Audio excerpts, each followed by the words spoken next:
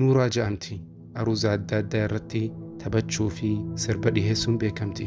Halkan irraa guyyaa tokko garuu osoo mana aruuzaa keessatti sirbaa jirtuu mudannoon jiruu isii guutumaan guututti jijjiiruu isii mudate. لا لا لم نخلق عبثا حسنا بل لنعمرها دنيا. السلام عليكم ورحمة الله وبركاته. جالتم توتا في قاليوان وردف توتا أيوبا. سلامة ربي بكي سنجرتانتي اسنرتي هجراتو اسنجتشا أرانتنا ونيني اسنيف قبيسي أكومان جلق بيرتي اسنيف إبستي قن ولين إلالو سينا دوغا نورانا مجامتو ولين إلالي هم سجنتان تمرتوتي ناولين ترى. نورا جامتي أروزا الدادة يرتي تبتشو في سربا ديهسون بيكمتي. هل كان الراقويات كوغرو وصو من أروزا كيستي سربا جرتو مدنون جرو إسي قوتمان قوتو تججيرو إسي مدتي. وان إسي مدتي أفان إسي الرا هذا جنيو.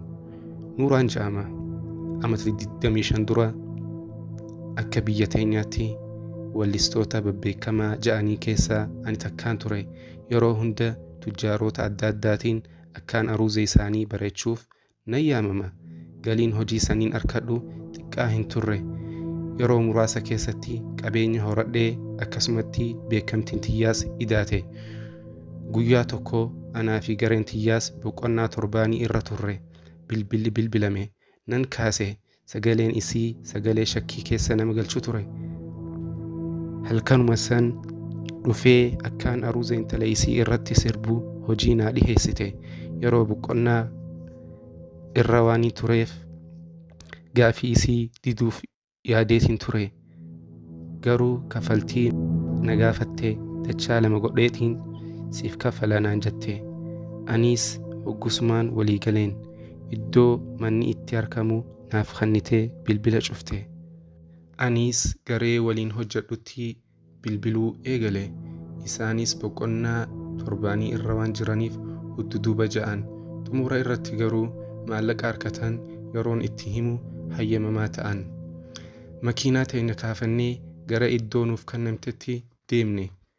Karaa guutuu onneen tiyya tasgabbaa'uu didde. Waan ta'e kaniin hin beekne yeroo biraatiin addatti onneen tiyya rakkate. Waan tokkollee jechuu waaniin hin feeneef callisuun itti fufe.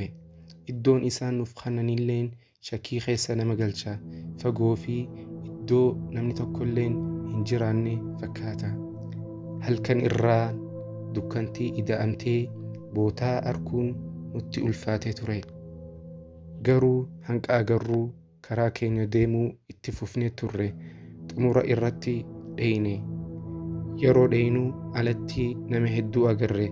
Sirbaa fi taphachuun hedduu oowwee ture. Manni akka ja'amuu olitti kan bareeduu fi ifaan calalaqu ture.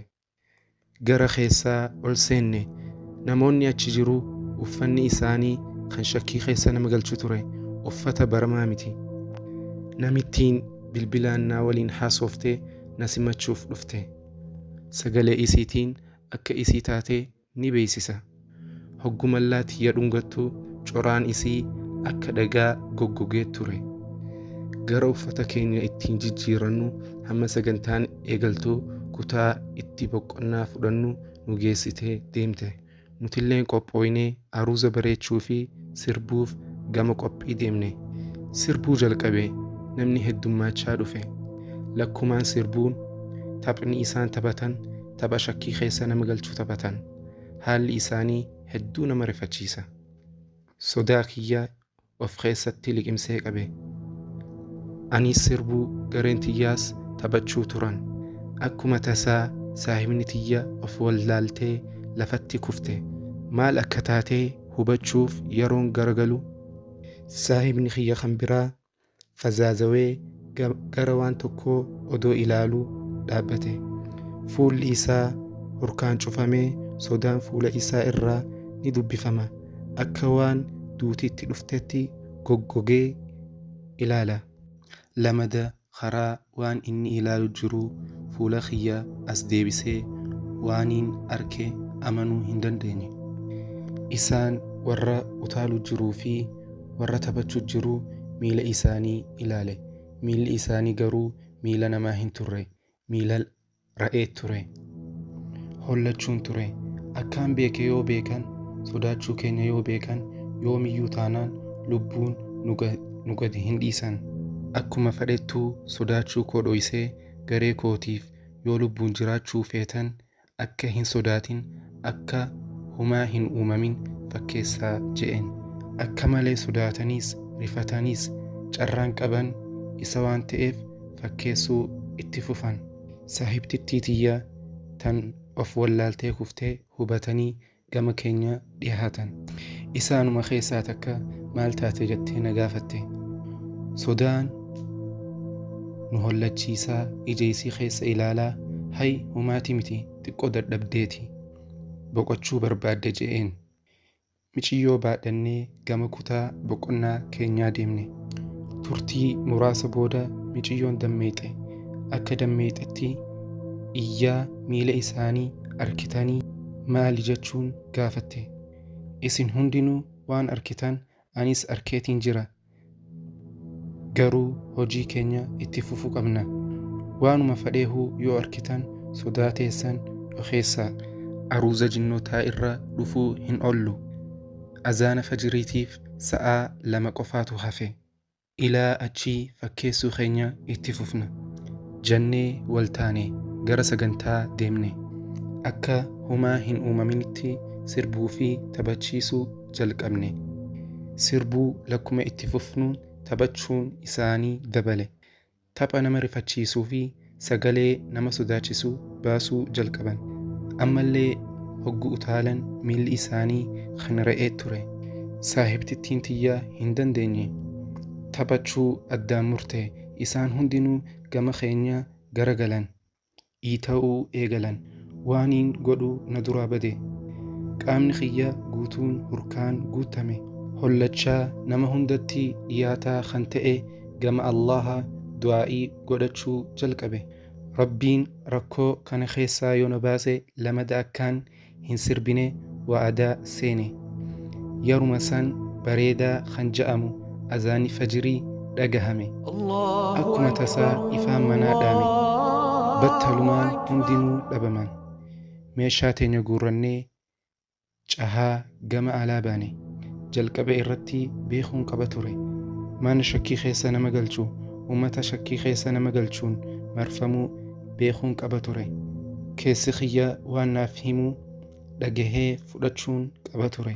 Akka dhagaatti hidhii isii tan goggoyte saniin yeroon dhungattu tilmaamuun qaba ture. Nama akka hin tahin beekuun qaba ture. Sirbuu hin dhiisin sirba kee jaalanne ja'anii yeroo gurratti na hasaasan tilmaamuun qaba ture. Kutaa boqonnaati ja'anii amata 100f namni tokkolleen keessa kan hin jiraatin kan fakkaatu siree dulloomte. Bakki hundinuu kan dhukkeen guutame yeroon arku tilmaamuun qaba ture.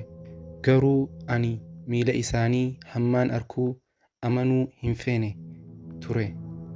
Humna qabnuu fi kan hin qabnellee fayyadamnee osoo fiigaa jirruu fuula keenya dura namni tokko ija baasee nu ilaale. Nutiis gama isaa ilaalle jinnii itti fakkaanne. Nu ilaale. Nutiis jinnii nutti fakkaate. Ija dammeexuun ilaallee eegasii akkana nun je'e. Mana dulloome keessaa maal gootan nun je'e. Wanni inni je'e naaf hin galle ture. Hudduduuba garagale. Manni duraan ifaan calalaqee ture amma garuu mana dulloomee fi kan caccabeedha. Waan uumame hundaahuu himneef. Akkana nun je'e dhugumatti manni kun amata 100f namni tokkolleen kan keessa hin jiraatin kan dhiifame ture. Jinnootaatu keessa gale je'amee amanama. Mudannoon sun jireenya kiyya guutumaan guututti kan jijjiire. Yeroo san irraa kaasee guyyaa tokkollee salaata dhiisee hin beeku. Umraa fi hajjiillee godhe. Lamada akkaan hin sirbine wa'aadaa seene. Yeroo tiyya hunda rabbiif bitamuun dabarsuu jalqabe. Ammeerra dhaabbadhee halkan san yeroon yaadadhu hanqam takka akkaan dagattuu ture of ajaa'iba. Alhamdulillah jireenyi kiyya kan jijjiire lamada gama rabbii kiyyaa akkaan deebi'u mudannoo na godhe. Akkana jechuun mudannoo isii mudatee nuuf himte. Qophiin teenya tan arraan tanaa tana fakkaatti. Inshaa Allah seenaa irraa waa hedduu akka barattan abdii qabna. Viidiyoo kana laayik, sheer, chaanaala kanaaf yoo haaraya taatan sabskiraayib godhuu hin dagatinaa. Assalaamu alaikum wa rahmatullahi wa barakaatuh.